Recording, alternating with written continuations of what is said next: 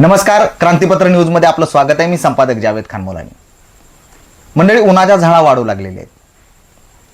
अगोदरच मानदेश दुष्काळी प्रदेश म्हणून ओळखला जाणारा प्रदेश होता. यातला काही अंशी आपण तो कलंक पुसण्यात लोकप्रतिनिधींच्या माध्यमातून यशस्वी ठरू लागलोय. पण केंद्र सरकारने आणि राज्य सरकारने जलजीवन मिशन नावाची एक योजना आणली. ज्या योजनेअंतर्गत प्रत्येक घराला नळ कनेक्शन आणि प्रत्येक घराला शाश्वत पाणी देण्यासाठी सरकारने जी योजना आणली, त्या योजनांचं काम बऱ्याच ठिकाणी चालू झालं. खूप गाजावाजा करत चालू झालेली ही योजना आणि या योजनेचा व्याप एवढा मोठा होता की एका गावासाठी लगभग 1 कोटी रुपयांच्या ते 15 कोटी 20 कोटी रुपयांपर्यंतच्या योजना कार्यान्वित झाल्या, कामं चालू झाली आणि त्या कामांचं हस्तांतरण सुद्धा झालेलं आहे. पण आज एक मुद्दा आपल्यासमोर घेऊन आलोय. तुमच्यासमोर येण्याचं खरं कारण हे आहे की जलजीवन मिशन योजनेच्या अंतर्गत काही त्रुटी आम्हाला आढळल्या. एका गावातून आम्हाला असं कळालं की योजना पूर्णच नाही आणि पूर्ण झाल्याचा दाखला मात्र त्या ठेकेदाराला दिला गेलेला आहे आणि ठेकेदाराने त्या योजनेची बिलं काढण्याचा प्रयत्न सुद्धा केलेला आहे. काही अंशी 80% बिलं त्या ठेकेदाराला मिळालेली आहेत आणि 20% बिलं बाकी आहेत आणि योजना तर अपूर्ण आहेत. तर आज आपण त्याच एका गौड बंगालाबद्दल जाणून घेणार आहोत. तर मंडळी, मौजे विरळी तालुका मान येथे जलजीवन मिशनचे जवळपास 1 कोटी रुपयांचे असलेले काम पूर्ण झाल्याचा अभिप्राय दाखला व हस्तांतरण पत्र ग्रामपंचायतने संबंधित ठेकेदाराला दिले आणि हा गंभीर प्रकार आता समोर आलाय. काम अपूर्ण असताना संपूर्ण काम झाल्याचा दाखला ठेकेदाराला दिल्याचा प्रकार समोर आल्याने एकच खळबळ उडाली आहे. या योजनेअंतर्गत जमालवाडी येथील पाण्याची टाकी अपूर्ण असताना टाकीची पूर्ण तयारी झाल्याची बिले निघाल्याचा प्रकार समोर आलाय.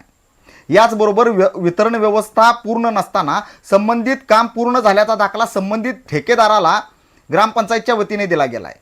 या दाखल्यावर संबंधित विभागाचे उपअभियंता म्हणजे मान तालुका पाणी पुरवठा विभागाचे उपअभियंता माननीय मडके साहेब यांची देखील सही आहे. यांच्यासह विरळीचे सरपंच आणि ग्रामविकास अधिकारी यांच्या स्वाक्षऱ्या असल्याने मोठा प्रश्न उपस्थित झालाय. ऐन उन्हाळ्यात पिण्याच्या पाण्याचा प्रश्न ऐरणीवर असताना अपूर्ण असलेल्या कामाला पूर्णत्वाचा दाखला देऊन संबंधित कामाची पूर्ण बिले काढण्याचा प्रकार धक्कादायक आहे आणि हा प्रकार आता उघडकीला आलाय. आता यात नेमके लोकप्रतिनिधी आणि प्रशासकीय अधिकारी व ठेकेदार यांची नेमकी काय साठगाठ आहे हे लवकरच उजेडात येईल. आता हाती आलेल्या आमच्या आकड्यांनुसार या ठेकेदाराला पहिले धावते देयक म्हणजे आरे जो रनिंग अमाऊंट आहे ती पहिल्या हप्त्यामध्ये 36,78,313 रुपये अदा झालेली आहे. तर दुसरं धावतं देयक रक्कम रुपये 6,54,951 इतकं दिलं गेलेलं आहे. तिसरं धावतं देयक 10,02,158 इतकं आहे. तर चौथे देयक 25,43,392 असं आहे आणि अंतिम देयक रुपये 10,31,043 रुपये इतकं अदा झालेलं आहे. आता या सर्व देयकांची एकत्रित बेरीज जर केली तर ती एकत्रित बेरीज जी आहे ती 89,09,857 इतकी होत आहे. आता इतकी मोठी रक्कम असल्याने ग्रामस्थांमध्ये याबाबत उलटसुलट चर्चा सुरू झाल्या. जिल्हा परिषद व पंचायत समितीच्या अधिकाऱ्यांनी यावर कोणत्याच प्रकारे लक्ष दिले नाही हे महत्त्वाचं आहे. मुळात या योजनेत जी दाब नलिका प्रस्तावित आहे तो आता माझ्याकडे कागद आहे याचा, तुम्हाला तो कागद हा दिसत असेल तर बघा. याच्यामध्ये जी दाब नलिका दाखवली गेली आहे त्या दाब नलिकेची 2 दाब नलिका बसवलेल्या आहेत. त्या 2 दाब नलिकांमध्ये जी ताबा घेतलेल्या विहिरीपासून वितरण व्यवस्थेच्या टाकीपर्यंत जी पाईप जाते त्याला दाब नलिका म्हणतात. अगदी सर्वसामान्य लोकांना समजावं म्हणून मी त्या भाषेत सांगतो. आता ती दाब नलिका जी आहे ती एक संपूर्ण दाब नलिका जी ताबापट्टीवरती जी दाखवलेली आहे ती 1 नंबरची जी दाब नलिका आहे ती 1 नंबरची दाब नलिका 3,727 मीटर अधिक 860 मीटर म्हणजे एकूण 4,587 मीटर म्हणजे जवळपास 4.5 किलोमीटरची आहे. आणि दुसरी दाब नलिका जी आहे ती नंबर 2ची दाब नलिका 2,619 मीटर अधिक 906 मीटर म्हणजे एकूण 3,525 मीटर जवळपास 3.5 किलोमीटर आहे. आता मंडळी, इतक्या प्रत्यक्ष अंतरावर दाब नलिका पुरली असल्याबाबत ग्रामस्थांमध्ये संशयाचं वातावरण आहे. कारण आम्ही प्रत्यक्ष स्थळ पाहणी केली या संपूर्ण प्रकरणाचा ज्या वेळेला आमच्याकडं गवगवा झाला आणि आमच्या कानावरती हे प्रकरण आलं त्यावेळेला आम्ही मान तालुक्याचे गट विकास अधिकारी सन्माननीय प्रदीप शेंडगे साहेब यांच्याशी यावर चर्चा केली आणि आम्ही विनंती केली की आपण या ठिकाणी स्थळ पाहणी करूया. लोकांच्या भावना आहेत या गोष्टीशी जुडलेल्या आणि त्यानुसार आपण त्या जागेवरती जाऊन स्थळ पाहणी करूया आणि स्थळ पाहणी करून आपण काय आहे तो सोक्षमोक्ष लावूया. आम्ही गटविकास अधिकारी यांच्यासोबत घटनास्थळी गेलो आणि ज्या वेळेला ते अंतर आम्ही पार केलं, प्रत्यक्ष दाब नलिका 1 ते पाण्याची टाकी आणि प्रत्यक्ष दाब नलिका 2चा जो प्रकार आहे तर ते अंतर मिळून जवळपास ते अंतर जे दाखवलं गेलंय त्या अंतरापेक्षा जरा तफावत वाटण्यास संशय घेण्यास जागा आम्हाला दिसली त्याच्यामध्ये. आता दुसरा प्रश्न असा आहे की वितरण व्यवस्थेच्या पाईपलाईनचं काम इतकं निकृष्ट आहे आणि अशा म्हणजे अजब तरीक्याचं काम त्यामध्ये केलेलं आहे की काही ठिकाणी या पाईप उघड्या पडल्याचं स्वतः गट विकास अधिकारी यांना निदर्शनास आले. आणि विशेष म्हणजे ही स्थळ पाहणी करताना सन्माननीय मडके साहेब आणि त्यांचे असिस्टंट सन्माननीय गावित साहेब, आता सन्माननीय म्हणण्याची पाळी आली आहे त्यांना, हे दोन्ही अधिकारी प्रत्यक्ष घटनास्थळी उपस्थित होते आणि त्यांच्या समोर ठेकेदाराने केलेल्या कामाचा निकृष्ट कामाचा पर्दाफाश झालेला आहे. तर या पाईप काही ठिकाणी अशा पद्धतीत उघड्या आहेत की रस्त्यानं जाता येता त्या पाईप आपल्याला डोळ्यांनी दिसू शकतात.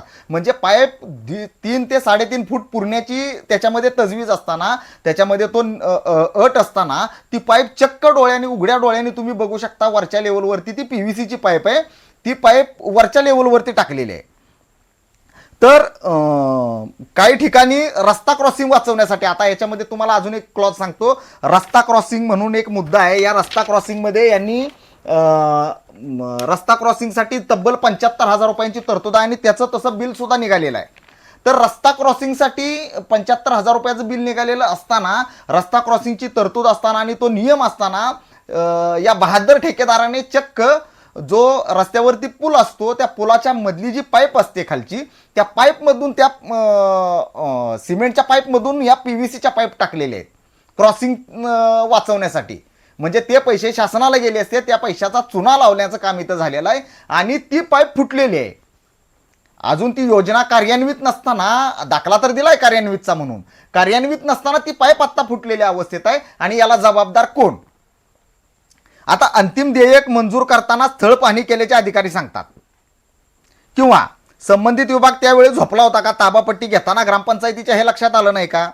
अंतिम देयक मंजूर करताना स्थळ पाहणी केल्याचा अधिकारी सांगतायत. आम्ही ज्यावेळेला अधिकाऱ्यांना विचारलं, तो व्हिडिओ तुम्हाला समोर भेटेलच बघायला, पण आम्ही ज्या वेळेला त्या अधिकाऱ्यांना विचारलं की तुम्ही स्थळ पाहणी केली का, तर अधिकाऱ्यांनी हो म्हणून सांगितलं. मग ज्या वेळेला स्थळ पाहणी केली त्यावेळेला या अधिकाऱ्यांना किंवा संबंधित ग्रामपंचायतीच्या पदाधिकाऱ्यांना ही गोष्ट दिसली नाही का? रोड क्रॉसिंगचं काम असताना, बरं रोड क्रॉसिंगमध्ये जर तशी तरतूद तुम्हाला करायची असेल तर त्या ठिकाणी PVC पाईपच्या ऐवजी लोखंडी पाईप वापरून सुद्धा तुम्ही तो प्रकार करू शकत होता. परंतु लोखंडी पाईप न वापरता शासनाच्या पैशांना एकंदरीत चुना लावण्याचं काम कोणाच्या संगणमतानं झालंय हे बघणं गरजेचं आहे. आता या संशोधनाच्या गोष्टी आहेत, या ठेकेदाराला नेमकं अभय कुणाचं मिळालं किंवा या गोष्टीच्या शहानिशा का झाल्या नाहीत, ह्या गोष्टी संशोधनाच्या आहेत. आज अपूर्ण आणि निकृष्ट दर्जात पूर्ण दाखवलेली योजना हस्तांतरित होत असताना, त्यावर सह्या होत असताना त्याची शहानिशा करणे ही संबंधित ग्रामपंचायत व पाणी पुरवठा विभागाची जबाबदारी होती, जी पार पाडली गेली नसल्याचं प्राथमिकदृष्ट्या दिसतंय. पाणी पुरवठा विभागाचे अधिकारी गोल गोल उत्तरे देताना दिसत आहेत. गटविकास अधिकारी पाहणी करत असताना संबंधित विभागाच्या अधिकाऱ्यांना ग्रामस्थ व पत्रकारांनी विचारलेल्या प्रश्नांची नीट उत्तरे देता आली नाहीत. कामाच्या ठिकाणी बरं, आता या कामाचा एक फलक लावला जातो, माहिती सूचना फलक म्हणून एक फलक लावला जातो, त्या फलकाचे सुद्धा पैसे मंजूर आहेत आणि त्या फलकाचं बिल सुद्धा निघालेलं आहे. तर तो फलक मुळातच असताना दिशाभूल करणार आहे.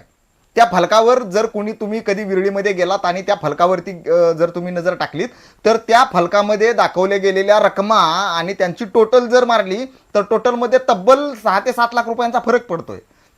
आणि अशा पद्धतीचा फलक लावून त्याचा हस्तांतरणाचं मंजुरी सुद्धा दिली गेली, हे विशेष आहे.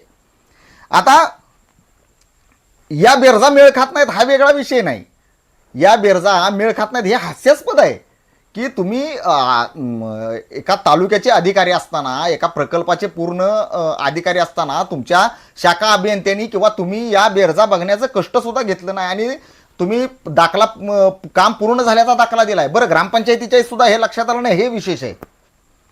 आता याच मिशनमध्ये एक काम असं आहे की जमालवाडी म्हणून एक परिसर आहे. त्या जमालवाडीमध्ये पिण्याच्या पाण्याची म्हणजे दाब नलिका जी टाकीत जाणार आहे आणि तिथून वितरण व्यवस्था होणार आहे, तर ती टाकीच पूर्ण नाही आहे. 4 खांब उभे आहेत आणि त्या 4 खांबांवर ती टाकी उभी आहे. तर ती वरची टाकी नाही, फक्त 4 खांब उभे राहिलेले आहेत आणि त्या 4 खांबांचं चक्क टाकी पूर्ण झाल्याचं बिल अदा झाल्याचं या निदर्शनास येतंय. आता अधिकारी म्हणतात की नाही आम्ही ते बिल काढलेलं नाही, परंतु टोटल बिलाची मी मागाशी जशी रक्कम सांगितली की 89 लाख रुपये 9,558 त्याची बेरीज होतीये. 94 लाखांच्या योजनेतून कर वगळता ही रक्कम जर पाहिली गेली तर त्या टाकीच्या रकमेपेक्षा जास्त रक्कम आहे आणि अधिकारी सांगतात टाकीचं बिल काढलेलं नाही. आता यावर विश्वास ठेवायचा कसा, हा पण एक मोठा मुद्दा आहे. आता त्या टाकीचे पिलर उभे राहीपर्यंत याच्यात एक गमतीदार गोष्ट अशी आहे, त्या टाकीचं काम का रखडलं. आम्ही घटनास्थळी गेलो आणि घटनास्थळाची पाहणी केली, तर त्यावेळेला असं सांगण्यात आलं की या टाकीच्या वरती हाय टेन्शन तारा आहेत आणि हाय टेन्शन तारा असल्यामुळं तिथं वर टाकी बांधू शकत नाही. निम्म टाकीचं काम झालेलं आहे आणि वरची फक्त टाकी बसवायची राहिलेली आहे. तो तुम्ही फोटोमध्ये तुम्हाला दिसली असेल. आता या व्हिडिओमध्ये तुम्हाला ती टाकी दिसते. या टाकीला वरचं छत नाही, कारण वरती हाय टेन्शन तारा आहेत. मग त्या टाकीच्या जागेचं लाईन आउट काढताना विभाग झोपला होता का गुंगीचं औषध घेऊन लाईन आउट दिलं गेलं की त्यावेळेला त्यांना समजलं नाही का की इथून हाय टेन्शन तारा जातात आणि टाकीची उंची एवढी झाल्यानंतर त्या तारांमुळे टाकी पूर्ण होणार नाही, हे माहिती असताना सुद्धा त्याचं लाईन आउट का दिलं गेलं, हा संशोधनाचा विषय. बरं, आताचे अधिकारी म्हणतात की आम्ही त्यावेळी नव्हतो, पण खुर्चीत तर आता तुम्हीच आहात, पद तर तेच आहे. मग तुम्ही बिलं काढताना हे बघितलं नाही का? बरं, बिलं काढताना तुम्हाला हे बघता आलं असतं की नाही?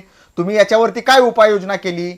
तुम्ही याच्यावरती उपाययोजना काहीच केली नाही. फक्त ग्रामपंचायतीला तोंडी सांगितलं की आपण त्याच्या जागी दुसऱ्या ठिकाणी टाकी त्या कॉन्ट्रॅक्टरकडून बांधून घेऊ, पण टाकी बांधायची गोष्ट लांब, तुम्ही कॉन्ट्रॅक्टरला बांधून घेण्यात विसरला. हा याच्यामध्ये सगळ्यात मोठा प्रश्न आहे. बरं, घटनास्थळावर आम्ही ज्या वेळेला गेलो तेव्हा जागेचं बक्षीसपत्र देणारे जागा मालक काय सांगतात हे आता तुम्हीच बघा काय आहे ते.